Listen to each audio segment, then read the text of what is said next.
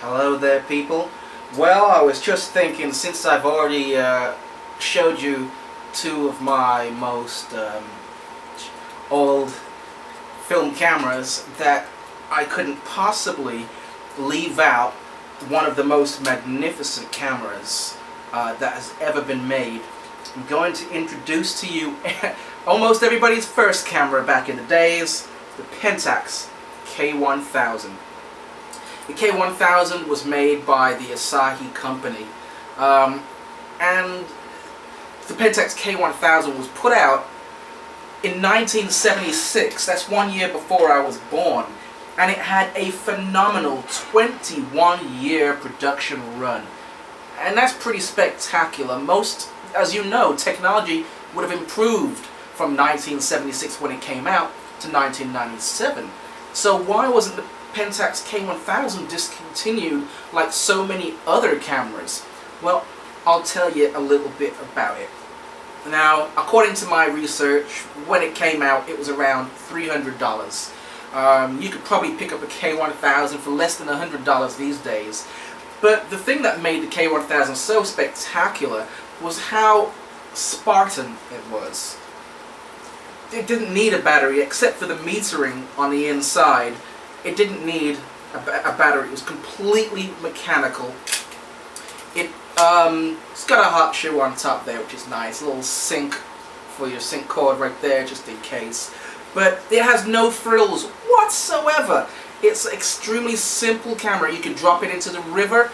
You can drop it on concrete, pick it up, and continue using it. This is what made this thing so spectacular. You can carry this, you know. You don't see people carrying her. This is too short. But you don't see people carrying around their digital cameras, and even if they do, if you can't hear it, but it's raining outside, and you wouldn't take your digital camera outside in the rain. It gets too wet, it's gonna break. You drop it on the floor, it's gonna break. If you bang it against the door as you go through the threshold, it's gonna break. Pentax, no, will not break. This thing is a workhorse. The Asahi company was actually founded in 1919, and I'm not quite sure, but from what I'm reading, they used to only make lenses, and then their first SLR came out in about 1951, and that particular camera had a pentaprism, you know, a prism with 5 sides, and that's where the name Pentax comes from. And the K for the K1000 comes from the K-mount, which is how you would mount your lenses on here. And speaking of lenses, you know, oftentimes I see people trying to get a new camera, and they want to know, what camera should I get? And the thing they're concerned about is getting a large, expensive lens. It's not worth wasting your money on such things, because the fixed 50 is always going to be better. Its lack of moving parts means that it's harder to break, and because it's a fixed 50, now this particular lens goes all the way up to f2, not f1.8 like the Minolta SRT 201, but it's a bloody good lens. And people these days, they want a zoom lens. You've got more glass to shoot through, more moving parts, and here's the most important part. Don't buy a $1,500 lens unless you know exactly how to extract the value and benefit from that purchase. Why are you getting a zoom lens? It's a good question when you really think about it. Are you shooting cars, women, landscapes? You know, if you're shooting landscapes, get a wide angle, and get a wide 18 to 55 perhaps. Less glass to shoot through, and a higher probability of a better aperture. Once you go into those zooms, you know, it's going to be a ratio as opposed to the fixed, whereby if you're zoomed down to, let's say, 55, you got a 55 to 200, when you're at 55 focal length, you're going to have 5.6 aperture at your highest, and then when you zoom to 200, you're going to have something crazy like a 6, you know, or f11 as your highest. It'll change.